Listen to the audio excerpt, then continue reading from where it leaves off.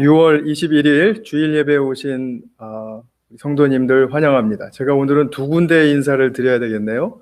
온라인 예배에 참여하신 성도님들, 그리고 부분적으로 오늘 우리가 오프닝을 했는데 지금 한 12분 정도 되실래나요? 이렇게 오셨는데 환영합니다. 오래간만에 또 이렇게 얼굴도 보고 직접 보고 하니까 좋은 점이 참 많이 있네요. 그럼에도 불구하고 또 플로리다 이 코로나의 그 상황이 그렇게 좋지 않아서 우리가 좀 자제하는 그런 마음도 좀 가져야 할 것 같고요. 또 이렇게 참여할 때는 지극히 우리 조심하고 또 많이 수칙을 잘 따라서 이렇게 예배에 참여하는 그런 길로 갔으면 좋겠습니다. 자, 오늘 우리가 마음을 잘 모으고 그리고 조용한 기도 드림으로 예배로 들어가겠습니다.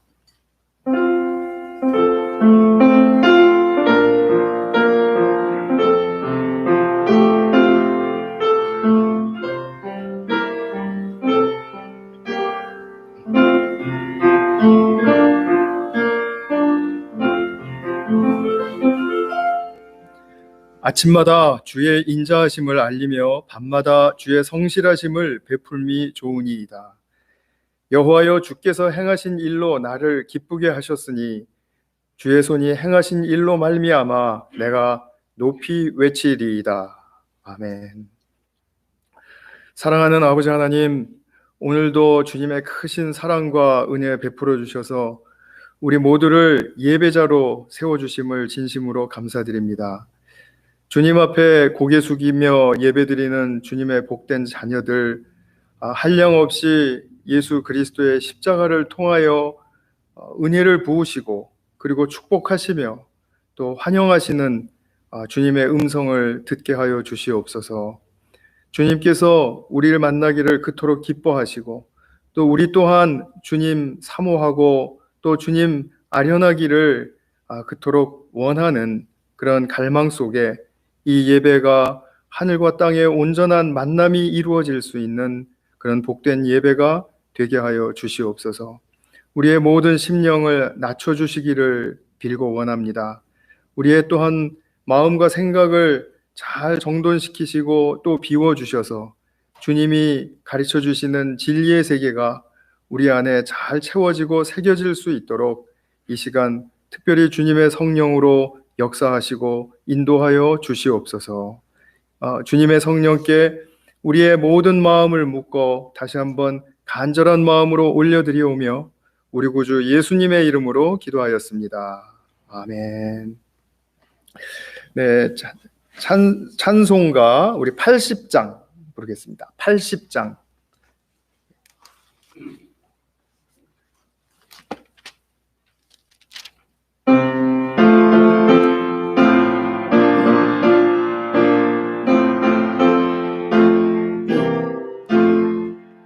전지에 있는 이름 중 높고 높은 이름, 주 나시기 전 지으신 구주의 이름 예수. 주 앞에 내가 엎드려 그 이름 찬송함은 내 귀에 들린 말씀 중 귀하신 이름 예수. 주 십자가에 달릴 때 명패에 쓰인 대로 저 유대인의 왕이요 곧 우리 왕이시라. 주 앞에 내가 엎드려 그 이름 찬송함은 내 귀에 들린 이름 귀하신 이름 예수. 지금도 살아계셔서 언제나 하시는 일, 나 같은 죄인 부르사 잠소만 상 주시도다. 주 앞에 내가 엎드려 그 이름 찬송함은 내 귀에 들린 말씀 중 귀하신 이름 예수. 주 예수께서 영원히 어제나 오늘이나 그 이름으로 우리에게 잠복을 내리신다. 주 앞에 내가 엎드려 그 이름 찬송함은 내 귀에 들린 말씀 중 귀하신 이름 예수. 아멘.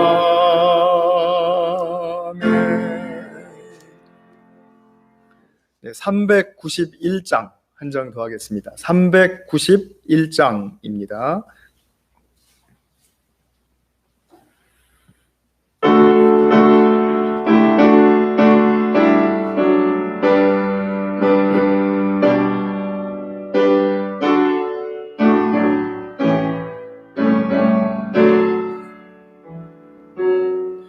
오 놀라운 구세주 예수 내 주 참 능력의 주시로다. 큰 바위 미난전한 그곳으로 내 영혼을 숨기시네. 메마른 땅을 종일 걸어가도 나 비곤치 아니하며 저 위험한 곳 내가 이를 대며 큰 바위에 숨기시고 주 손으로 덮으시네. 오 놀라운 구세주 예수 내 주 내 모든 짐 벗기시네.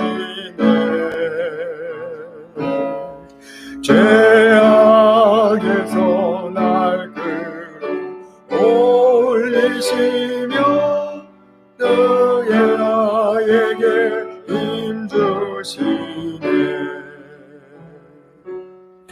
메마른 땅을 종일 걸어가도 나 비곤치 아니하며 저 위험한 곳 내가 이를 대며 큰 바위에 숨기시고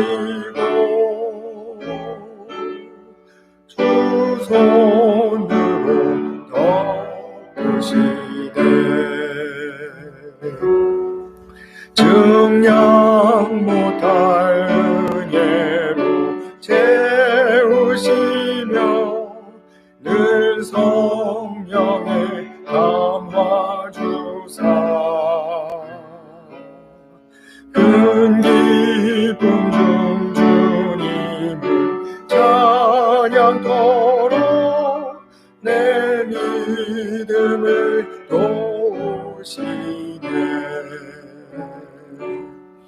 메마른 땅을 종일 걸어가도 나 피곤치 아니하며 저 위험한 곳 내가 이를 대면 큰 바위에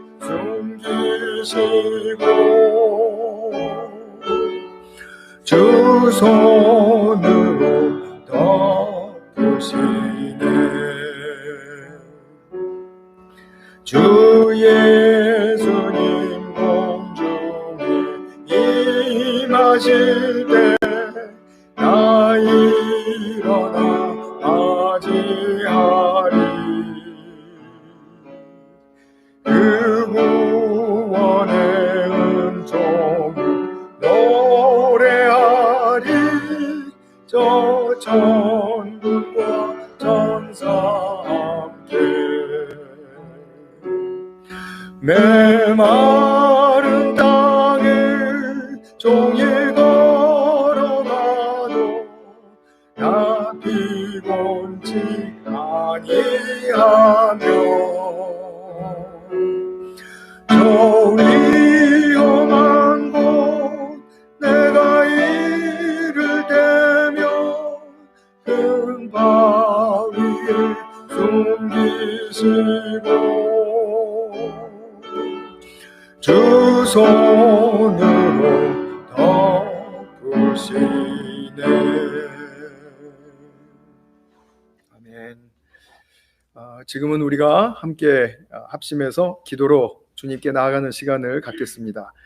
우리 예배 드리는 우리 모든 예배자들이 주님께 진심으로 돌아서며 방향 전환하고, 그래서 회개의 진정한 역사가 우리 안에 일어나기를 바라는 기도, 또 주님의 임재가 우리와 함께 깊이 거하시는 기도 올려드리실 수 있기를 바라고요. 또 우리 코로나 이 상황이 계속 지속되면서 때로는 더 악화되고 또 그 수준이 지금 나아지고 있지를 않은데, 우리가 이런 와중에서도 주님을 향한 마음이 굳건하고 또 주님의 공급과 사랑과 보호하심에 절실한 마음으로 의지하면서 우리의 삶을 잘 영위해 갈 수 있도록 주님 도와주십시오. 우리 같이 한번 기도하는 시간을 갖겠습니다. 사랑하는 주님, 정말 주님께서 이 시간 우리 모두가 다 예배를 통해서 회개의 진정한 열을 얻어 주님께로 크게 나아가는 역사 있게 해주시기를 간절히 먼저 마음이 주님을 사랑하고 주님을 만나고 싶다라는 주님 알고 싶다라는 그 강한 열망 속에 주님 우리가 더욱더 순수한 마음으로 나아갈 수 있도록 도와주시기를 간절히 소망합니다. 사랑하는 아버지, 정말 하나님께서 기도하시며 역사해 주셔서 오늘 주님의 임재 가운데 복된 예배가 드려질 수 있게 하여 주시옵소서. 코로나가 지속되는 상황 가운데서 주님의 끊임없는 보호와 공급과 사랑으로 우리를 지켜주시며 또 우리를 인도해 가시는 주님의 놀라운 역사를 지키고 바라볼 수 있도록 도와주시기를 간절히 빌고봅니다. 주님께서 우리를 불쌍히 여기시고 주님의 자비하심이 모두에게 임할 수 있도록 도와주시기를 간절히 소망합니다. 사랑하는 아버지, 정말 주님을 더욱더 간절히 찾고 보는 저희 모두가 되게 하시고 주님께로 집중하고 주님께 나아갈 수 있도록 도와주시기를 간절히 빌고봅니다. 함께 하시고 인도해 주시옵소서.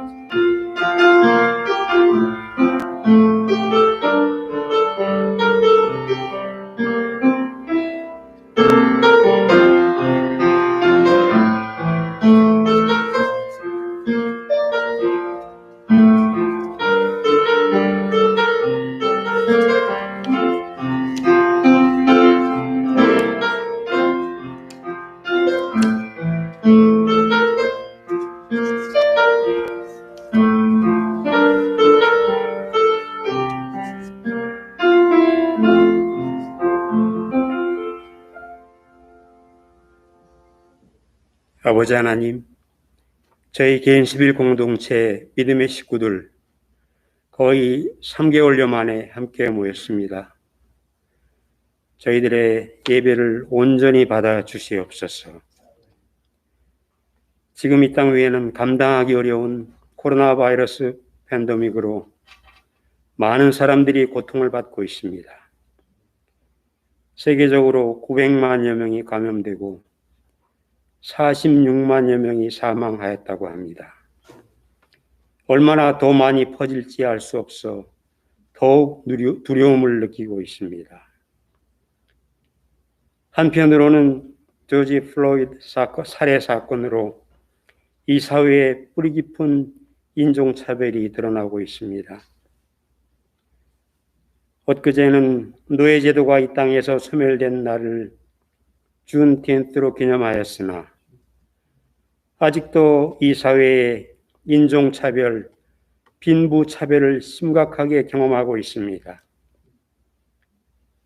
아버지 하나님, 내가 바이러스를 피하였다고 해서, 내가 인종차별과 빈부차별을 피하였다고 해서 이 엄청난 우리 사회의 부조리를 내가 외면하지 않도록 하여 주시옵소서.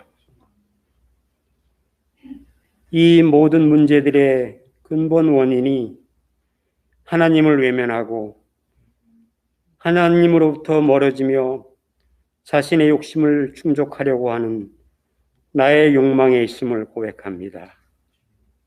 깊이 회개합니다, 아버지 하나님. 뿌리 깊은 나의 자기중심성에서 벗어나게 하여 주시옵소서. 오직 예수 그리스도를 닮아서 하나님을 사랑하고 형제를 사랑하는 것만이 새로운 생명의 길임을 알고 따르게 하여 주시옵소서. 이 어려운 상황에서 저희 교회에 새로 부임하신 전 남전도사님과 크리스티 네 분을 진심으로 환영하며 하나님의 인도가 함께 하시기를 기도합니다. 어려운 코로나 바이러스 사태 속에서 사업과 일상생활의 곤란을 겪는 저희 성도들을 보호하고 위로하여 주시옵소서. 오늘 목사님의 말씀을 통하여 저희들이 더욱 힘을 얻어 세상에서 예수님을 증거하는 하나님의 사람들이 될 수 있기를 간절히 기도합니다. 우리 주 예수 그리스도의 이름으로 기도합니다. 아멘.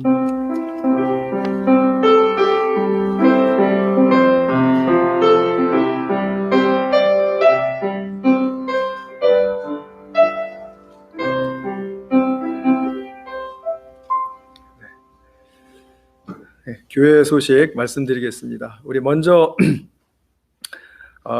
주보를 보시면 오늘부터 우리 대표 기도하시는 집사님들이 이제 나오시는 분들의 제한에서 정해졌었는데 표시가 안 되었었죠. 오늘 김창원 집사님께서 참으로 소중한 기도를 해주셔서 감사드리고요. 우리 다음 주에도 우리 정해진 우리 집사님들이 돌아가시면서 대표 기도를 드려주시겠습니다. 그리고 오늘 본당에 우리 나오신 우리 성도님들께 이제 뭐 안내 말씀 드리고자 하는 것은 이제 수칙 그것은 다 읽어보시면 알겠고요. 일단 자리에 앉으실 때는 노란 스티커가 등 뒤쪽에 붙어 있는 좌석에 앉아주시면 되겠습니다. 그리고 사실 부부는 집에서도 늘상 같이 있고 하니까 여기서 떨어져 있는 게 그렇게 의미가 없을 것 같아요. 그래서 부부는 꼭 붙어 앉아 계셔도 좋습니다. 그래서 우리가 그런 부분들 사회적 거리두기 그 개념을 잘 살려서 지키도록 그렇게 해주시면 감사하겠습니다. 그래서 오늘 우리가 이제 이 40명까지 이제 들어올 수 있는 우리 본당의 이제 형편을 고려해서 이렇게 오프닝을 했는데요. 그래도 이렇게 나와주시니까 또 이런 것이 또 굉장히 또 힘이 되고 또 좋은 즐거움이 있는 것 같습니다. 예배의 기쁨이 더욱더 이러한 일로 말미암아 부분적으로나마 회복될 수 있기를 바랍니다. 두 번째 우리 광고, 교회홀 책꽂이 쪽에 쌀 이제 비치되어 있는 거 다 제가 계속 광고 드리고 있죠. 필요하신 분들 교회 오셔서 언제든지 한 포대씩 가져가시기 바랍니다. 그리고 세 번째, 매일 성경 785호가 도착했습니다. 홀데스크에 이름이 적혀 있는 그 봉지가 있으니까 본인 것을 찾아가시면 되겠습니다. 그리고 이제 네 번째, 우리 교회 축하해야 할 일이 있는데요. 디모데에 와서 이제 박사과정 스포츠 매니지먼트에서 하고 있는 우리 유성진 형제가 이제 작년에 우리 결혼 신고는 하고 이미 신부가 왔었죠. 김효현 자매와 어제 6월 20일에 한국에서 결혼식 예배를 가졌습니다. 제가 이 개인스빌 단톡방에, 우리 교회 단톡방에 올려드렸는데 사진 보시면 아마 감동하실 거예요. 참 정말 선남선녀다 이런 생각이 들었고요. 우리 멀리서지만 많이 축하해 주시고 또 8월에 돌아오면 또 더욱 축하해 주시기를 바랍니다. 그리고 다섯 번째는 우리 떠나는 교우가 있었습니다. 지난 금요일 6월 19일에 우리 디모데에서 찬양 인도도 하고 또 목동으로도 열심히 섬겨주던 우리 노재혁 형제가 그 팜디 이제 약대 그 박사과정이죠. 그것을 잘 마치고 이제 집이 있는 캘리포니아로 돌아갔습니다. 많이 우리 격려해 주시는 마음으로 기도해 주시고 이렇게 해 주시면 감사하겠습니다. 그리고 오늘은 특별히 여러분들에게 매우 소중하고 우리가 그토록 기다리던 우리 남요한 전도사님을 소개해 드리는 시간을 갖겠습니다. 우리 크리스티 사모님은 지금 입덧도 너무 심하고 또 너무 지금 컨디션이 안 좋아서 메릴랜드에 있는 친정집에 지금 잠시 다니러 갔습니다. 그래서 우리 남요한 전도사님만 이제 인사를 먼저 드리게 되었는데요. 우리 나오셔서 잠깐 인사 말씀 드리는 시간을 갖겠습니다. 네, 나오세요.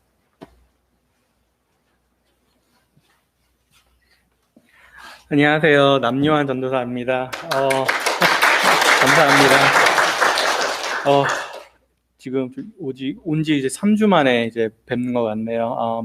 몇 분 안수집사님들이랑 목사님이랑 지사님들 계속 배웠는데 저희 가족 여기 와서 이사해 주시는 거 도와주시고 또 여러 가지로 신경 써주시고 밥도 챙겨주시고 기도해 주시고 응원의 메시지 보내주셔서 감사합니다. 우리 뉴스 아이들도 만났고 이제 뉴스 아이들도 이렇게 페이스 투 페이스 만날 날이 곧 오겠죠. 그때까지 기다리면서 많이 기도하겠습니다. 저희 가족 위해서 많이 기도해 주시기 바랍니다. 감사합니다.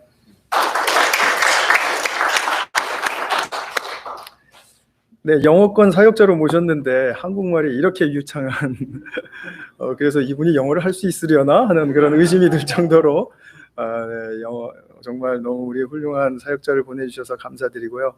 우리 좀 기도 부탁드리고 싶은 것은 이제 집은 이제 구했습니다. 그래서 이제 조만간 이제 또 적절한 하나님께서 인도해 주시는 집이 있어서 이사를 하게 되었고요. 그다음에 우리 크리스티 사모님의 그 입덧이 참 많이 어려웠는데 그래도 친정집에 가서는 조금 나아졌다고는 하는데 계속해서 이제 고민하는 것은 내가 무엇을 먹어야 덜 토할까? 이제 이런 고민을 해야 되니 얼마나 괴롭겠습니까? 우리 위해서 기도해 주시고요. 또 우리 남요한 전도사님께는 이제 장인어른이 되겠고요. 우리 친정집 아버님이 스텐트 시술을 여러 번 받으셔서 이제 그 심장 문제로 이제 계속 씨름하면서 오셨는데 이제 또 그것을 바꾸셔야 될 때가 왔나 봐요. 그런데 이제 이 바꾸시는 그 이제 과정을 의사들이 이렇게 한번 이렇게 검토를 해보니까 혹시라도예요. 이제 잘못될 가능성이 있으면은 오픈 서저리를 해야 할 수도 있기 때문에 이제 다음 주 금요일 날로 그 시술이 잡혀 있는데 이제 그런 그 기도 제목을 이 가정이 가지고 있습니다. 그래서 우리 장인어른 이 시술로 잘 끝날 수 있도록 그렇게 위해서 기도해 주시고 또 교회 기도문에도 올리고 이제 그렇게 하도록 하겠습니다. 네, 남요한 전도사님 위해서 많이 기도해 주세요. 감사합니다. 지금 우리 말씀 보는 시간 갖겠습니다. 로마서 12장 1절부터 2절까지 우리 개정개역으로 제가 읽고 또 새번역으로도 읽어드리겠습니다. 로마서 12장 1, 2절입니다. 그러므로 형제들아 내가 하나님의 모든 자비하심으로 너희를 권하노니 너희 몸을 하나님이 기뻐하시는 거룩한 산 제물로 드리라. 이는 너희가 드릴 영적 예배니라. 너희는 이 세대를 본받지 말고 오직 마음을 새롭게 함으로 변화를 받아 하나님의 선하시고 기뻐하시고 온전하신 뜻이 무엇인지 분별하도록 하라. 새번역으로 또 읽어드리겠습니다. 형제 자매 여러분, 그러므로 나는 하나님의 자비하심을 힘입어 여러분에게 권합니다. 여러분의 몸을 하나님께서 기뻐하실 거룩한 산 제물로 드리십시오. 이것이 여러분이 드릴 합당한 예배입니다. 여러분은 이 시대의 풍조를 본받지 말고 마음을 새롭게 함으로 변화를 받아서 하나님의 선하시고 기뻐하고 완전하신 뜻이 무엇인지를 분별하도록 하십시오. 아멘. 제가 오늘 설교는 2절에 나와 있는 이 세대를 본받지 말라라는 그 말씀에 좀 포커스를 두고 말씀을 전하도록 하겠습니다. 우리가 기독교 신앙을 가지게 되면, 즉 우리가 예수님을 믿고 성령님을 받아들이고, 그리고 또 우리가 기도할 때 구원의 기도를 드리고 또 회복을 위한 기도를 드리면서 우리가 신앙생활을 할 때 우리가 자연스럽게 우리에게 일어나는 변화가 있는데, 그것은 세상과 역사를 보는 우리의 관점, 뷰포인트가 이제 달라지는 것입니다. 그것이 달라지는 것이 이제 기독교 신앙의 이제 힘이다라고 볼 수가 있겠죠. 그러나 신앙을 가졌다고 해서 당장 막 이런 분별력이 완전하게 살아나서 내가 긍정해야 되고 내가 부정해야 하고 할 것을 알게 되는 것은 아닙니다. 우리가 살아가면서 내가 성도로서 어떤 관점과 맥락에서 보아야 하는지를 고민하고 또 그것을 여쭙고 그리고 배워가는 것이죠. 이런 배워가는 과정을 우리 신앙의 여정이다라고 이렇게 말을 하죠. 우리 신앙을 갖지 않은 일반 사람들을 한번 생각해 보세요. 일반 우리 사람들은 이제 뉴스에 매일 나오는 정치와 경제의 관점에서 세상을 봅니다. 자기들이 아마 곰곰이 생각해 보면은 그게 얼마나 깊이 많은 비중을 가지고 의식화되어 있는지를 알 수 있을 거예요. 또 예술에 이렇게 흠뻑 취한 예술가들은 작품을 통해서 세상과 사람을 또 보죠. 그들은 이 특별한 그 예술가의 눈, 관점이 있으니까요. 또 예를 들어서 환경보호가라면 이 자연의 원리와 또 생태계의 균형, 이런 관점에서 이 세상과 피조계를 바라보게 되겠죠. 자, 그러면 신앙을 가진 우리는 세상과 사람을 어떤 관점에서 보는 것입니까? 우리가 아주 좀 막연하고 좀 큰 말이 되겠지만, 먼저 우리가 이렇게 결론을 낸다라고 말을 한다면, 한마디로 말해서 하나님 관점으로 세상과 사람을 보는 법을 배워가야 되는 것이죠. 이것을 잊지 마십시오. 하나님의 관점으로 세상과 사람을 보는 것이다. 나의 경험과 나의 생각과 나의 어떤 그 관점으로 세상과 사람을 보는 것이 아니다.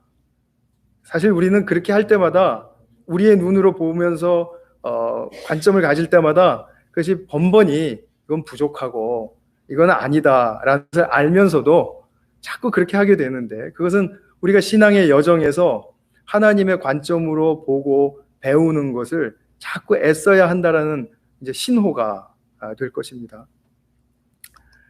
하나님의 관점을 배우려면 어떻게 해야 되죠? 하나님이 어떤 분이신지를 알아야 되죠. 예수님이 어떤 분이신지를 알아야 되죠. 그리고 제가 그것과 더불어서 늘 같이 강조하는 것, 나는 창조주 아버지 앞에서 예수님 안에서 어떤 존재인가? 내가 생각하는 나의 존재로 판단할 것이 아니라 하나님 아버지 앞에서 나는 어떤 존재인가? 그것을 늘 배워가야 하는 것이죠. 하나님이 어떤 분인지를 알아야 하고 내가 어떤 존재인지를 아는 것, 이 두 가지 중에 하나를 소홀히 하면 기독교 신앙에 입각한 관점을 균형 있게 가질 수가 없습니다. 그래서 이 성경은 성도가 성숙한 관점을 갖도록 성경 전체에서 우리에게 늘상 하나님에 관해서 또 하나님의 자녀의 그 존재에 관해서 말해주지만, 오늘은 제가 이런 측면에서 볼 때 이 세대를 본받지 말라라는 그런 말씀이 과연 이것과 어떻게 연결되어 있는지 이제 그것을 좀 보려고 해요. 이 세대를 본받지 말라라는 말은 세상이 주는 가치관에 길들여지지 말라라는 뜻입니다. 그러니까 자꾸 세상이 말하는 것에 이렇게 들을 수는 있어요. 들을 수는 있지만 그것에 함몰되고 그것을 나의 주장의 근거로 삼지 마셔야 됩니다. 그것이 우리는 은연중에 자꾸 일어나는 일이거든요. 그런데 그것을 지극히 좀 경계를 해야 되겠습니다. 먼저 오늘 크게 두 단락으로 나눠서 볼 텐데요. 첫 번째는 우리 사람이 일반적으로 가치를 느끼는 것이 무엇인가? 가치를 어떻게 느끼는가? 우리 그런 부분 좀 살펴보도록 하겠습니다. 사람은 다른 피조물들이랑 달라서 사물이나 이제 사건을 경험할 때, 또 그리고 그것을 경험해 갈수록 그것의 가치와 의미를 발견하지 못하면 이제 즐거움이 사라집니다. 먼저 흥미가 떨어진다라는 말이죠.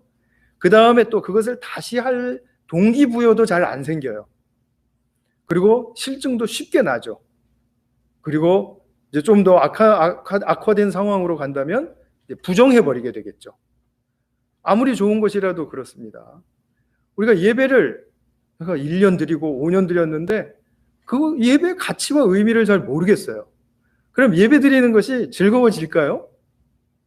이렇게 내가 드려야지 하는 의무감으로 드리는 것도 한계가 있는 것이죠. 그러니까 즐겁지가 않은 거죠.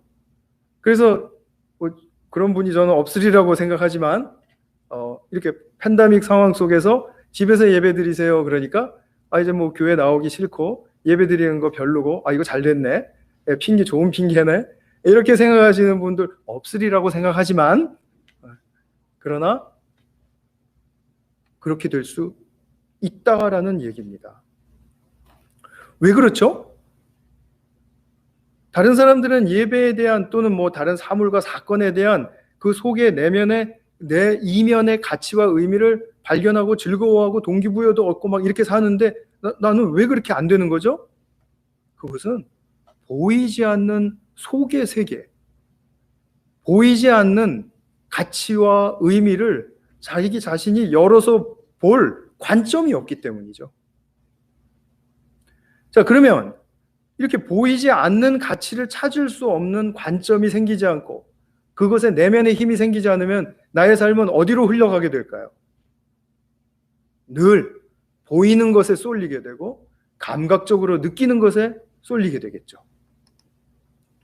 그래서 우리가 평범한 가치를 이제 모든 것에서요, 평범한 가치를 정말 소중하게 잘 발견하고 그걸 누릴 수 있음에도 불구하고 그 이면의 가치를 찾지 못하면 자기가 좋아하는 특정 어떤 품목, 사안 이런 것에 대해서 필요 이상으로 가치를 부여합니다. 왜냐하면 인간은 그렇게 해야 살 수 있기 때문이에요.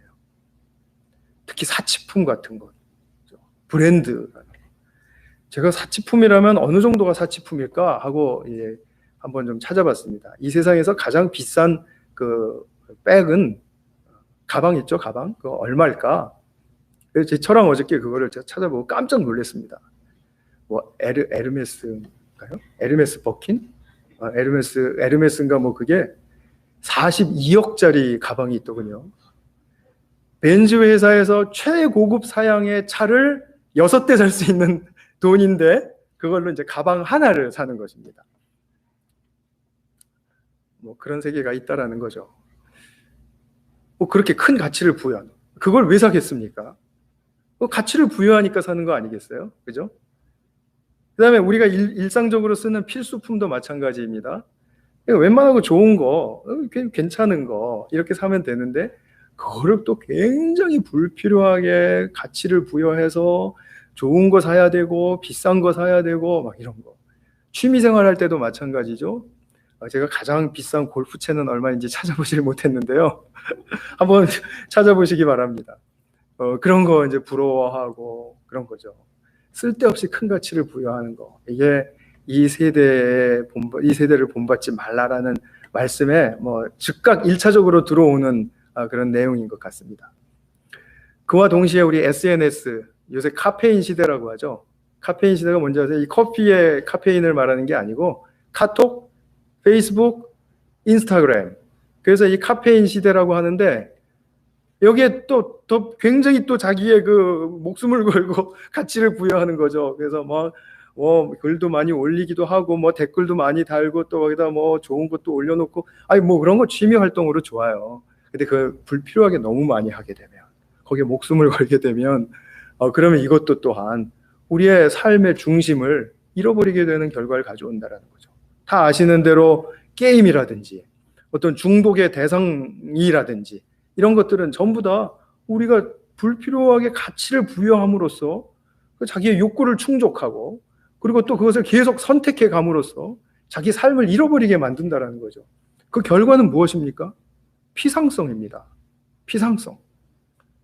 사람이 살아가는데 이 슈퍼피셜하다라는 이 피상성은 죄의 결과입니다. 본질적인 가치를 잃어버리게 한다는 거죠. 이게 아이러니죠. 나는 계속해서 가치를 부여하고 가치 있다고 그렇게 살았는데 결국 나중에 결과는 가치가 없는 상황으로 빠져버리는 거예요. 그러니까 허무한 거죠. 근데 우리가 이제 세상 사람들이 가치를 찾는다고 할 때 이렇게 부정적인 측면만 있는 건 아닙니다. 사람들은 삶에서 긍정적으로 또 능동적으로 모든 일어나는 일과 또 역사와 또 이 사물에 대해서 가치를 찾으려고 건전하게 찾으려고 많이 애를 쓰기도 합니다. 이것은 하나님이 우리에게 허락하신 일반 은총 영역이다 이렇게 볼 수 있습니다. 그 일반 은총 영역에 해당하는 것 제가 한 가지 좀 말씀을 드려보고자 합니다. 제가 한 두어 달에 한 번씩 소개하는 그 빅터 프랭클이라는 분이 있죠. 그분이 사람은 가치를 찾는 영역이 크게 세 개가 있다 이렇게 말을 해요. 그러면서 첫 번째 영역은 무엇이냐면 창조적인 가치를 찾고 구하는 영역이다. 창조적인 가치라는 게 뭡니까? 내가 창의성을 발휘해서 나의 개인적으로나 아니면 공동체나 사회에 유익을 끼칠 때 느끼는 가치예요. 다른 사람들은 이걸 이렇게 만들지 못했는데 나는 이렇게 쉽게 만들었어요. 그래서 다른 사람들에게 유익을 끼쳐요. 그러면 당연히 가치를 느끼겠죠. 그죠? 그런 것이죠. 두 번째 영역은 경험적 가치를 찾고 구하는 영역이다. 이렇게 말을 합니다. 사람은 누구나 살아가면서 만남을 갖고 그리고 또 여러 가지 경험을 쌓아가죠. 그래서 사람 만나고 사건을 당하고 또 내가 하는 일에 경력을 쌓고 이런 모든 경험들을 통해서 깨달음도 얻고 통찰도 얻고 그리고 실력도 쌓아지고 또 도덕적으로 함양도 되고 또 그것에 대한 또 열매도 맺게 되고 이렇게 되면 그것은 우리의 경험으로부터 나오는 가치를 찾는 것이죠. 근데 세 번째 이 영역이 참 중요하다고 저는 생각합니다. 앞에 두 가지도 중요하지만요. 사람이 피할 수 없는 운명에 마주치고요. 이게 곤경, 그러니까 suffering, 그 곤경을 대할 때 이것에 관해서 우리 인간이 어떤 태도를 갖느냐에 따라서 의미와 가치를, 긍정적인 의미와 가치를 찾을 수 있다라고 말을 합니다. 그래서 이것은 태도적 가치다 이렇게 말을 붙였어요.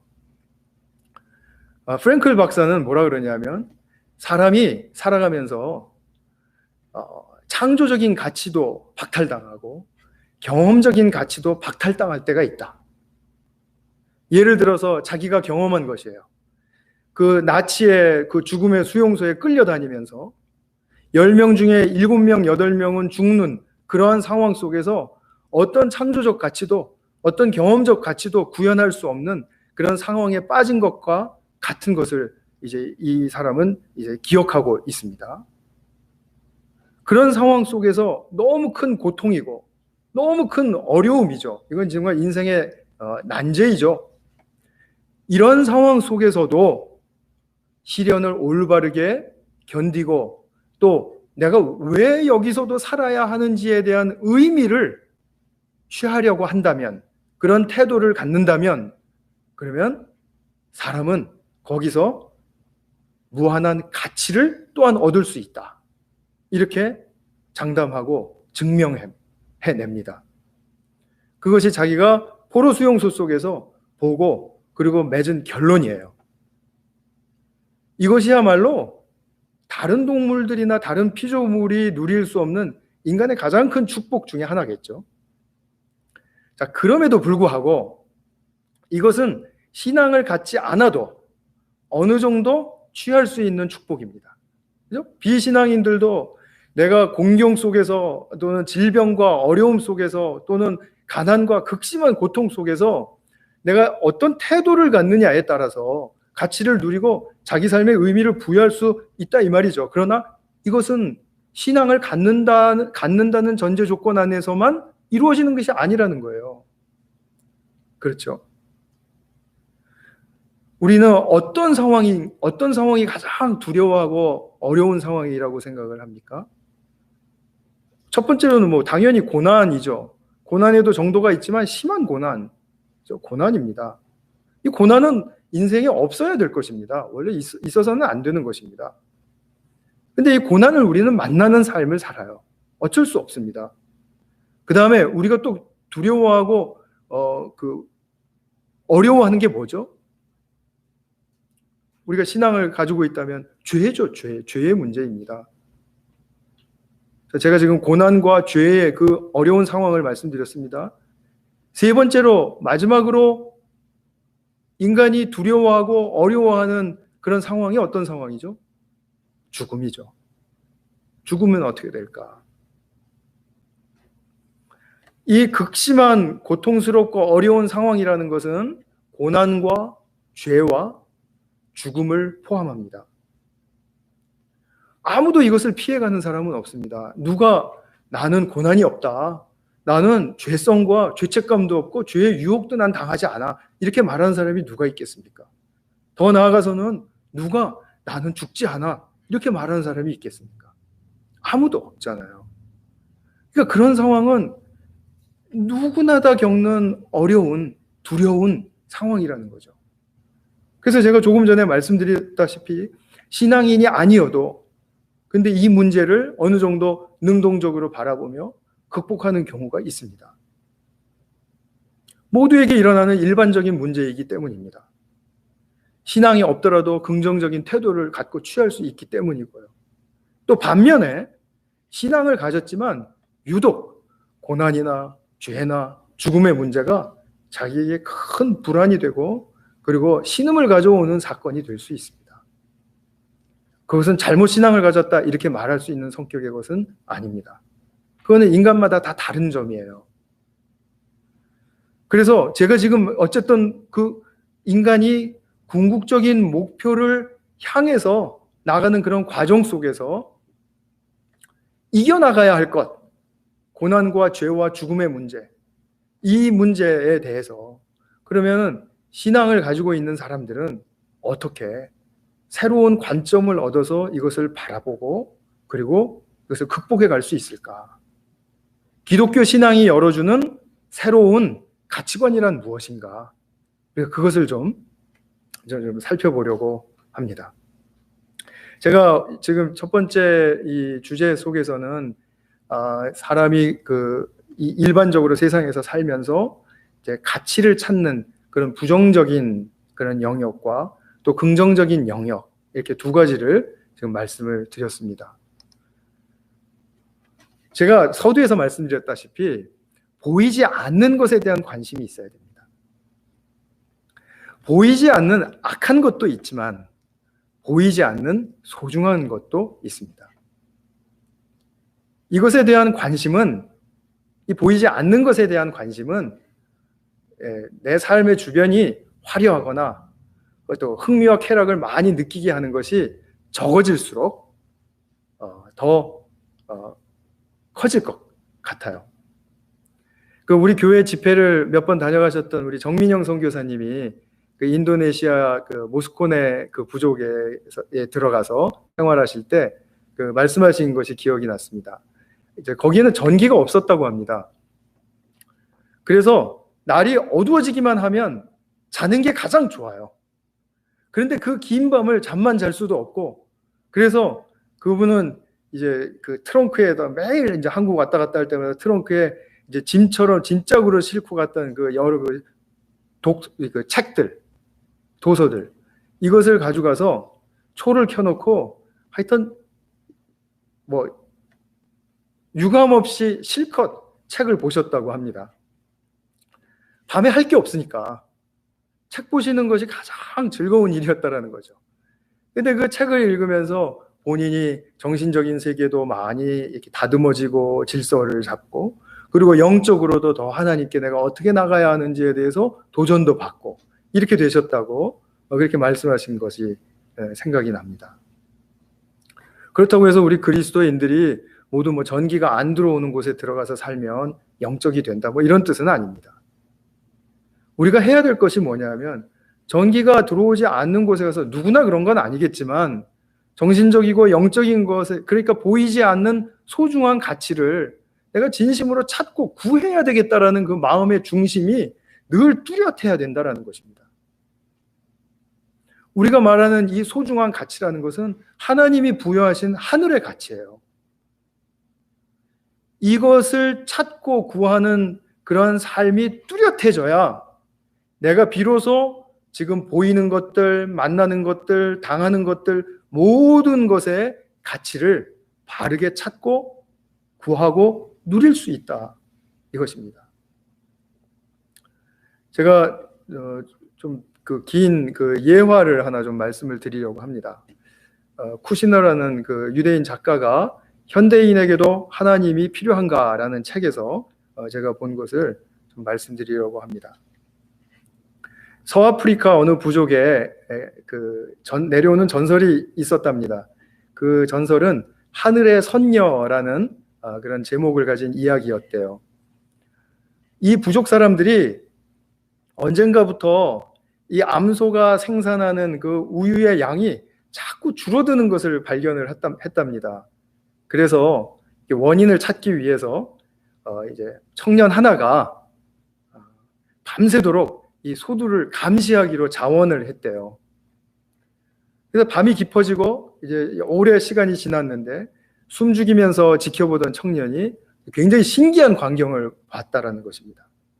기가 막히게 아름다운 여인이 달빛을 타고 하늘에서 땅으로 내려와서는 우유를 짜서 자기 양동이에 가득 담아가지고 하늘로 올라가는 것을 본 것입니다. 전설입니다. 전설. 이 청년은 다음날 이 여인을 좀 사정을 알기 위해서 올가미를 설치를 해서 또 다시 내려온 그 여인을 붙잡았답니다. 그 여인은 자기 소개를 하기를, 나는 하늘의 선녀인데 하늘에 있는 부족의 음식이 없어서 그래 이것을 가지고 충당하려고 구하려고 왔다고 하면서 이 일이 나의 책무입니다, 이렇게 말했다고 합니다. 그러면서 이 여인이 자기를 풀어주면 그러면 청년의 어떤 요구도 들어주겠다고 그렇게 말을 했습니다. 그랬더니 청년이 무엇을 요구했을까요? 네, 청년 싱글입니다. 결혼해달라고 그렇게 요구를 했습니다. 그랬더니 그녀는 결혼을 약속을 해주었습니다. 그런데 내가 3일 동안 좀 시간을 주면 내가 하늘집에 가서 준비도 하고 그리고 이렇게 다시 내려오겠다고 그렇게 말을 했습니다. 3일 후에 큰 상자를 하나 가지고, 이제 혼수품이 이제 그 큰 상자 하나였나 봐요. 큰 상자 하나를 가지고 내려왔습니다. 그리고 말하기를, 내가 이제 당신의 아내로서 당신을 행복하게 해주겠습니다. 근데 단 한 가지 조건이 있습니다. 이 상자를 들여다보지 않는 것입니다, 이렇게 말을 했습니다. 그리고 얼마 동안 둘이는 이제 행복하게 살았답니다.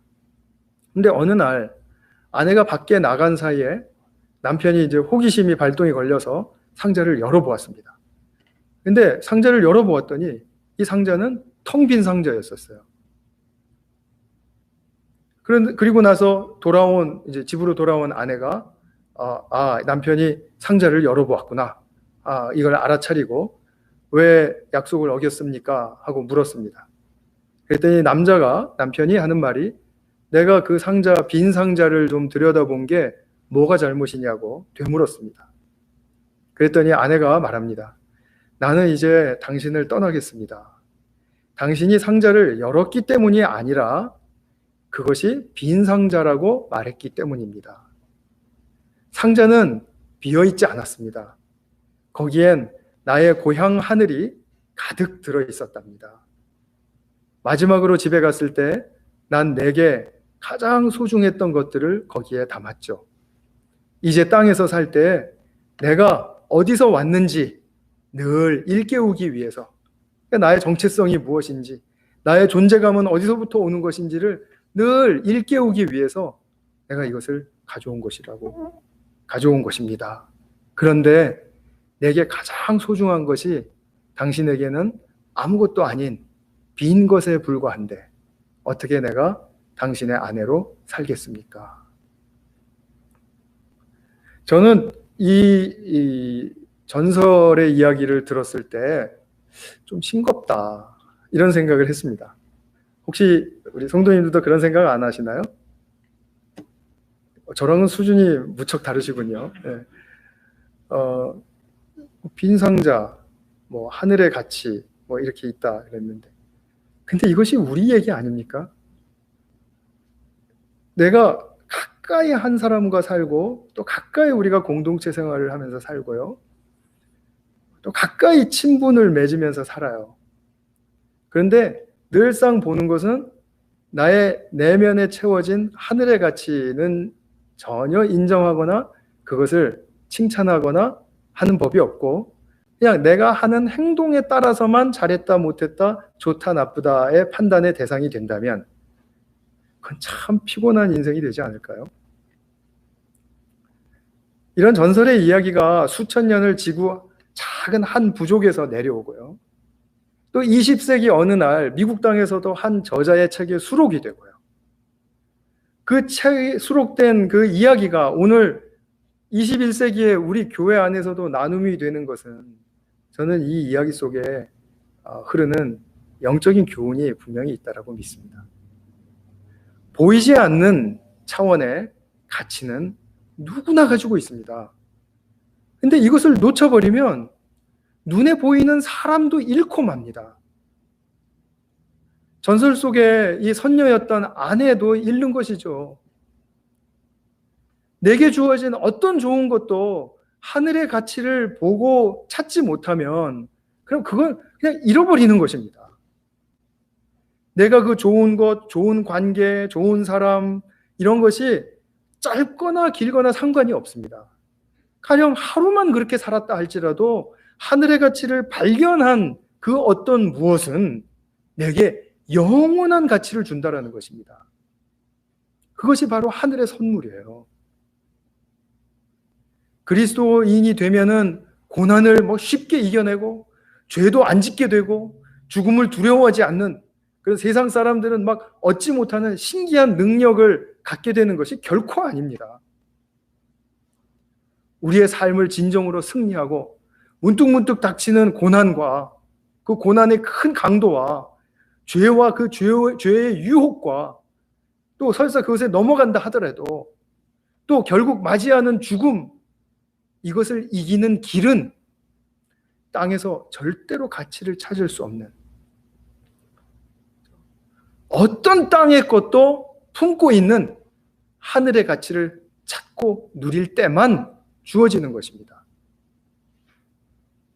그래서 우리의 관점은 무엇을 향해야 합니까? 내가 만나는 사람의 하늘의 가치를 향해야 하고, 내가 우연이라도 만나는 어떤 한 사람의 하늘의 가치를 기억해야 하고요. 정말 길거리 지나가다가 우리가 자주 보게 되는 자동차에 치여서 죽는 그 동물들, 그 동물들의 하늘의 가치를 우리가 헤아려 줄 줄 알아야 되고요.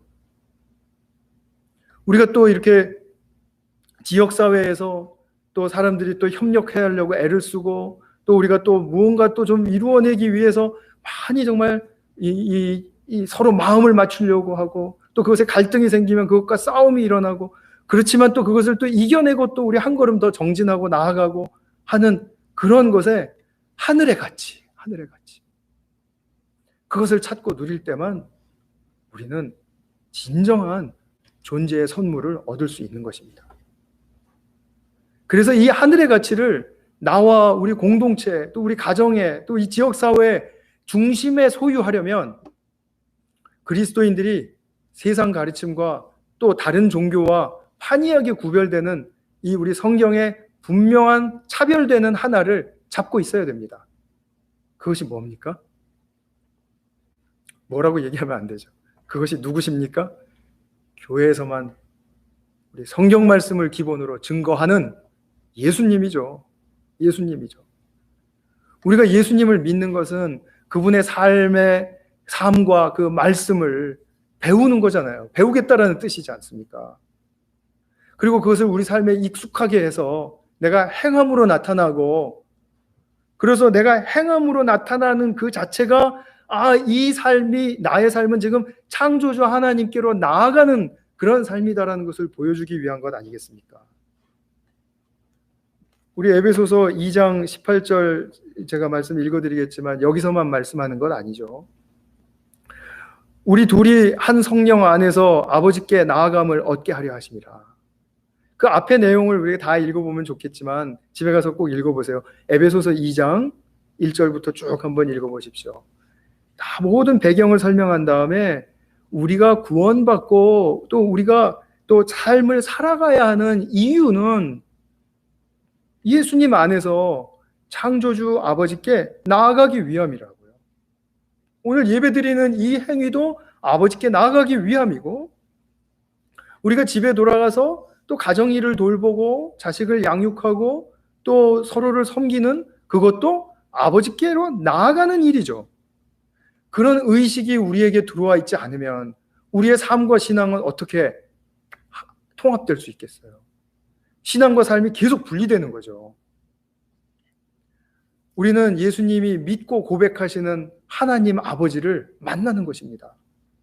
그분 안에서 들려지는 모든 진리의 말씀으로 먼저 내 자신이 얼마나 큰 하늘의 가치를 담고 있는 존재인지를 아는 것. 이건 너무 중요한 일인 거예요. 또 이 세상의 피조물 모든 하나하나는 하나님의 사랑으로, 하늘의 사랑으로 얼마나 아름답게 지어진 피조물인지, 그 가치가 얼마나 대단한 것인지, 그 사랑의 가치, 그것이 얼마나 위대하고 정말 섬세한 것인지, 그리고 지금 이 순간에도 우리가 만나고 또 생각하고 기도하고 하는 형제 자매들은 예수님과 성령 안에서 얼마나 하늘의 이 유업의 축복을 가득 담을 수 있고 또한 지금도 담고 있는 존재인지를 보는 것입니다. 사도 바울이 디모데전서 4장 4절에서 하나님이 지으신 모든 것은 선하다라고 말을 했죠. 하나님이 지으신 모든 것은 선합니다. 그 말은 얼마나 가치 있는 존재라는 것을 알아야 된다는 뜻입니다. 성경의 사상은 모든 땅 위에 보이는 것들은 그것이 막 죄로 말미암아 변질되고 타락되고 막 이렇게 해가지고 그것이 역방향의 그 창조의 역방향으로 가는 것이 아니고서는 모두 다 보이지 않는 가치를 품고 있다. 그럼으로써 우리가 회복되어지며 또 이것을 더 가치를 추구하고 가치를 찾을 때 궁극적으로 온전한 의미 있는 존재로 드러나게 된다라는 것입니다. 그러나 우리가 눈에 보이는 것들만 본다면 그 모든 것들은 사라지는 것이 되고 맙니다. 그냥 이거는 그 성경에서 표현하는 것처럼 이 아침 이슬처럼 사라지는 것이고요. 하루 피었다가 져버리는 풀포기와도 같이 사라져버리는 것이에요. 그러나 그것이 그렇게 되지 않도록 만들기 위해서 우리는 그것에 보이지 않는 영원한 하늘의 가치를 찾는 것이다. 이것입니다. 우리의 모든 관계 안에는 보이지 않는 하늘의 가치가 채워져 있습니다. 그래서 우리가 어떠한 관계나 어떠한 사역이나 또 어떠한 무엇을 하더라도 결코 우리가 허망해지지 않는 길은 그 이면에 하늘의 본연의 가치를 찾고 품는 것입니다. 고난을 당해도, 죄를 지어도, 죽음이 나를 주장하여도 언젠가는, 그렇게 하여도 허망하지 않은 삶을 우리는 이미 받은 것입니다. 하늘의 가치를 품고 있기 때문에. 그래서 제가 말씀을 맺으면서 우리 성도님들께 꼭 말씀드리고 싶은 것은, 우리의 보이는 것은 모든 것이 다 보이지 않는 하늘의 가치를 품고 있다. 그렇기 때문에 그 하늘의 가치를 내가 찾고 구할 때 그 가치는 내가 누리는 가치예요. 그렇기 때문에 나의 삶이 하늘의 유업으로 채워진다라는 그런 표현을 할 수 있는 것입니다. 그래서 이 하늘의 소중한 가치가 차고 넘치는 모든 성도님들의 삶 속에 성령님의 도우심이 정말 충만하시고 부요하시기를 축원합니다. 같이 한번 기도하겠습니다. 사랑하는 아버지 하나님, 이 세대를 본받지 말라라는 말 속에서 우리는 이 세상에 추구하는 가치관, 그것이 부정적인 것이라면 당연히 부정해버려야 될 것이고, 또 그것이 긍정적인 것이라면 그것을 뛰어넘는 그 무언가 신앙의 세계가 우리 예수님 안에서 열릴 것이라는 그런 기대를 가지고, 그리고 이 말씀을 한번 중심으로 해서 생각해 보았습니다. 주님, 우리가 정말 진정한 하늘의 가치를 품고 있는 자들인지, 또 이 세상은 하늘의 가치를 품고 있는 세상인지, 창조의 역방향으로 가고 있지 않는 한 모든 것들은 주님이 지어주신 것이 다 선하다라는 사실을 우리가 잘 믿고 또 그것의 의미를 구현하며 살아갈 수 있는 그런 복된 주님의 자녀들 되게 하여 주시옵소서. 오늘 함께하여 주신 은혜를 감사드리며 예수님의 이름으로 기도하였습니다. 아멘. 네, 지금 우리 같이 예배 드리신 분들 인사하는 시간을 좀 갖겠습니다. 본당 안에 계신 분들 우리 한 분 한 분씩 눈을 마주치시면서 우리 인사하시고요. 또 우리 온라인으로 들으신 분들, 또 혼자 들으신 분들 저랑 인사하십시오. 사랑합니다. 그리고 가족들끼리 드렸다면 또 가족들끼리도 인사하세요. 환영합니다. 환영합니다. 네, 우리 찬송가 314장 1절 부르고요. 그리고 제가 봉헌 기도와 축도로 예배를 마치겠습니다. 제가 한 가지 또 광고 말씀드리고 싶은 것은, 이제 우리 부분적으로 이렇게 이제 참여를 하면서 우리 또 방송 관련된 우리 집사님들이 이제 온라인으로 더 효과적으로 전달도 되고, 또 본당 안에 있는 분들도 이 음향 시스템을 사용해서 이제 할 수 있도록 그렇게 지금 많이 애를 써주고 계시거든요. 근데 이제 테크니컬한 문제들은 항상 예측하지 못하는 문제들이 발생을 하기 때문에 지금 많이 연구하면서 거의 다 해결된 상태라고 합니다. 그래서 바라기는 이제 또 다음 주 또는 뭐 다다음 주쯤에는 우리가 좀 더 나은 음향 시스템을 사용해서 예배를 드릴 수 있으리라고 그렇게 기대를 해봅니다. 수고해 주시는 우리 집사님들 진심으로 감사드립니다. 네, 우리 찬양하겠습니다.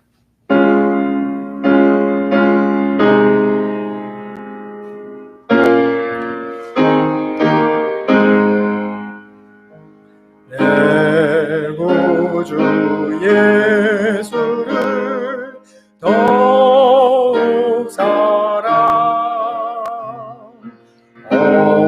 엎드려 비는 말 들으소서. 내 진정 소원이 내 구주 예수를 더욱 사랑 더욱 사랑. 아멘.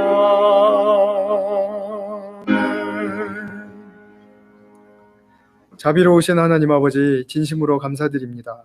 지난 주간의 삶도 지켜주시고 또 공급해 주셔서 우리의 쓸 것을 채워주시고 또 우리가 삶을 영위할 수 있도록 같이 함께 동행하여 주신 은혜를 진심으로 감사드리며 찬양을 올려드립니다. 우리 주신 것 잘 받고 또 주님 위하여 또 세상 위하여 또 하나님 나라 위한 나를 위하여 사용하며 또 그것을 구별하여 올려드리는 거룩한 손길들이 있습니다.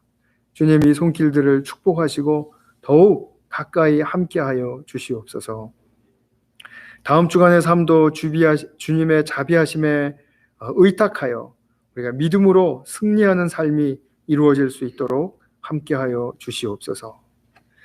지금은 우리 구주 예수 그리스도의 크고 놀라우신 십자가의 은혜와 우리를 사랑하시되 아들을 내어주시기까지 사랑하시는 하나님 아버지의 만극하신 사랑과 우리의 삶과 모든 관계 속에서 진리를 찾고 구할 때 그 기쁨을 누리게 하시는 성령 하나님의 교통하시고 감동하시는 역사가 이 세상이 가르치려고 하는 본받게 하려고 하는 그런 부정적인 가치관을 부정해버리고 또 일반 은총 속에서 긍정적으로 찾게 하는 그 가치관을 더욱더 넘어서서 우리가 진정한 하늘의 가치를 바라보고 그것이 예수님 안에서 분명히 보여질 수 있고 취할 수 있다라는 그런 믿음과 소망으로 지금 이 자리에 서고 또 예배의 자리에 선 모든 성도들의 심령과 삶 위에 영원히 함께하여 주시기를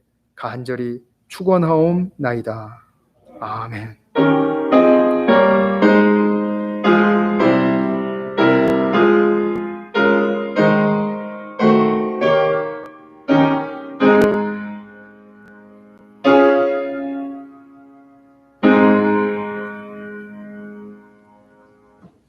네, 예배 모두 마쳤습니다. 오늘도 남은 복된 주일 보내시기를 바라고요. 또 주님께서 허락하신 즐거움과 또 하늘의 유업의 축복 많이 누리시기를 바랍니다. 사랑합니다.